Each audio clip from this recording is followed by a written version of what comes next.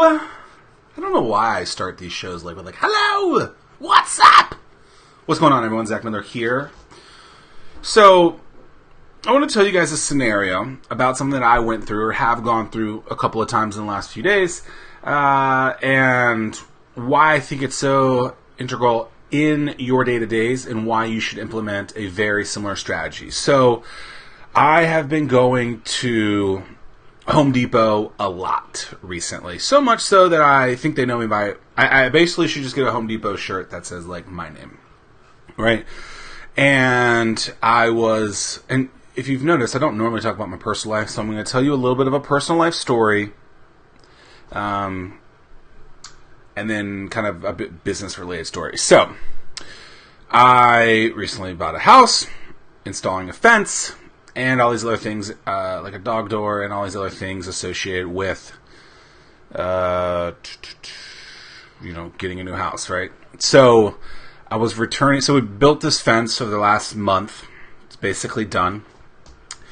And when I went to buy the stuff, basically I was in line for a long time because, you're ordering lots of lumber, lots of cement, lots of nails and screws and drills and all this craziness. So I'm trying to paint the picture. And so you're talking with this person for a long time. And so the person who was working at the desk was new in training, and someone else was training her as well. Quick side note, I worked at Home Depot one summer in college, and my mom worked at Home Depot for a long time as well. And so I don't necessarily go there for those reasons, but I just happen to go there. It's the closest one to my house, the closest thing to my house, right? So I'm a very personable person, and when I'm talking to people, I just say hello, create a relationship with them so that if I see them again, I can say hello. So this person, her name's Becky. I've seen her, 10 times, and every time I go in there, I say hello, right? Simple, easy strategy to just say hello and create a relationship with people, because when you see them again, it's just a nice thing to do, I think, right? So we overbought some cement, and I had 7 extra bags, which is roughly $36.84. But who's counting? So I wanted to return it because they told me I could return it because I'm not going to just keep a bunch of bags of cement in my garage. So I go there and they're like, Houston, we have a problem. I'm like, okay, not a big deal, not in a super big rush. But basically the delivery hadn't been marked in Home Depot's system as delivered, even though it was basically a month ago. Whatever, things happen, people forget to do tasks that they don't want to do anyway. I get it. I understand. And so I have to wait there literally for 40 minutes, which, to most people would be a real pain in the butt. I was just like, whatever. I had to go find other things anyway, so I looked around the store, and then after a while, they finally figured out. Well, there was this gentleman who came up, and apparently he had a delivery as well. It took 2 weeks to get there, which was what it was supposed to take, I guess. And it came damaged. And he refused. I think it was a dishwasher, he said. And he was ticked. He was pissed. He was like, you guys are screwing me and all this stuff. And I jokingly made friends with the guy. I was kind to the guy. But then also I kind of jokingly was like they're going to fix it, dude, right? And so this guy really believes that the people behind the desk are out to get him. So Home Depot apparently has this protocol where it takes 24 hours for that thing that's returned to get back into the system, and it had only at that point been 18 hours. The guy was ticked off, and I can understand why, but it's really not that big of a deal. So my point is this, is that so many people will freak out over a scenario at the person behind the desk who literally has no control over the scenario, right? So we want technology to do so much for us, and we abuse the crap out of it, right? But then when it doesn't work, we get so furious at the human who can't control the piece of technology. Think about that, right? So there's this person, and it was actually 2 people at this point, who were trying to fix the problem but couldn't because the protocol hadn't taken 24 hours yet homeboy is this older gentleman was ticked off, pissed off, and basically not aggressively taking it out on people, but was angry about the scenario. And this is where I will tell you guys that, number one, we're all freaking humans. My favorite line in Hidden Figures, the movie about the 3 black women, I believe it was 3, who were the first people, I think females and black, to work at NASA. I might be screwing up that data a little bit, but it's a really cool movie. And basically, there's a line in the movie where one of the young ladies says, "We all pee the same color." Or no, Ed Harris, I believe, says, "We all pee the same color," or something like that. And it was just an incredible line. I was like, "Oh, that's really, really powerful," right? And so, to this guy who's super angry over 6 hours, and basically he's going to get his washing machine, he's going to get the refund. We know that, right? So it's just like, dude, calm down. Right? And so in the scenarios that you are in as a business owner, as someone going through this as a consumer, as a customer, or just trying to create processes and playbooks and opportunities for people, understand that we're all human. Understand that these scenarios happen, right? I did it. We basically had the same scenario, right? Like, we both have to wait. It's not working. It's a pain in the butt, sure. But, like, is it something to get so emotionally rattled over? In my opinion, absolutely not. Why get angry in a scenario like that, right? So we freak out over so much instead of enjoying the fact that, you know, we wake up every day, that we're alive, that, you know, good things are happening in our lives. And so what I recommend that you do is that you start to think about not freaking out when scenarios don't go the way that you want them to. Yes, it would be so easy that if things would just go smoothly, but it doesn't always happen like that. And there's no reason to get so emotional and angry at someone who literally has no control. So, if you're going through a scenario like that and you own the business, or you are helping in the process building, or you are the person behind the register, you know, I feel for you. I understand.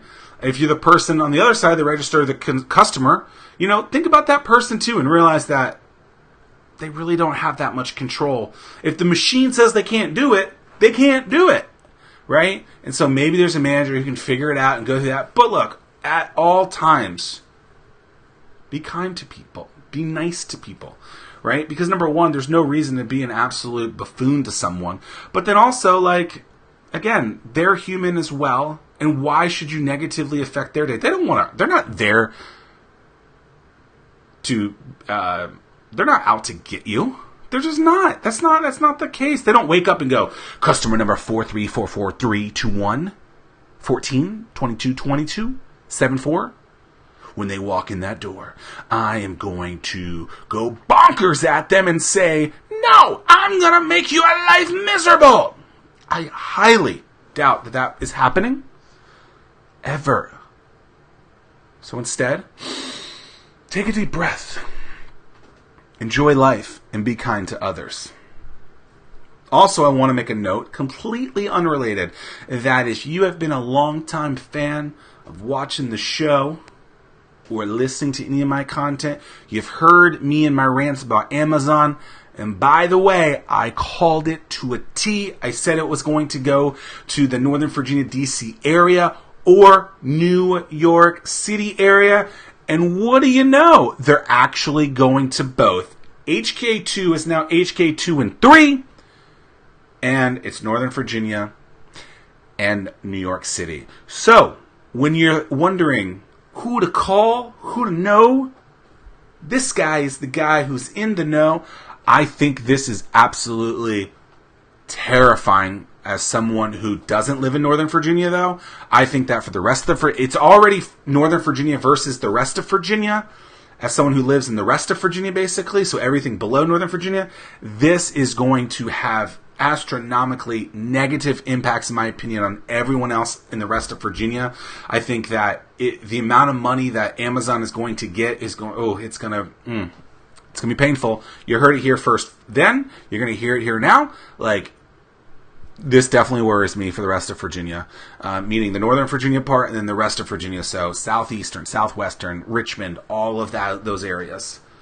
It's a scary, scary thing, knowing how much money is going to that and not to the rest of Virginia. So, if you guys love what you hear, let me know. And I've been doing a lot at USPS. If you guys don't follow me on Instagram, I've been sharing a lot about me kind of documenting the process of getting my books out and stuff like that. I'm fairly certain that I have all but like 16 books out. 10 I'm delivering tomorrow. And then I tried shipping this one to Scott Janae. He won't let me, though. He's like, we can just get together. I'm like, okay. And then like a handful of others that like I'm waiting on addresses and stuff like that. But if you don't, all of my stuff is at Zack Miller Says, Z-A-C-K, Miller, M-I-L-L-E-R, Says, S-A-Y-S. If I spelled any of that wrong, I'm sorry, I'm an idiot.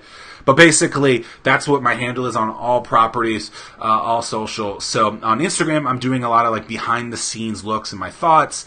So like even shorter, quicker like rants on stuff as well. So if you haven't checked that stuff out yet, do it. I talk about like being at USPS, the process of putting together the packaging, and all that kind of good stuff. So I got a speaking engagement tomorrow. The DC trip went amazing, really, really good. An amazing Q&A as well. I'm doing a talk tomorrow at ILEA, which is the International Leaders of Events Organization. I don't know. Anyway, super excited about that. A book signing on Saturday and a ton of other stuff coming up. And then obviously just trying to schedule a bunch of other stuff as well. So if you... I don't care where you live, by the way.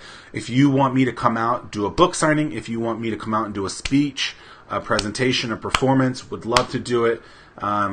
Hit me up, email me, zack@startwithhatch.com, or just hit me up in the comments wherever you see me, or into the DMs. But thanks for everything. Thanks for always listening. If you can kind of see, my dog is in the background. I think he wants a diploma. But appreciate you guys, as always, for being here, and would love to come and give you guys a performance as well. So, without further ado, I'm leaving because the show is over for now. But be kind to others, and when you're looking for Amazon data, I'm the guy. Peace out. Be kind to others. Smile. Create relationships. #just say hey.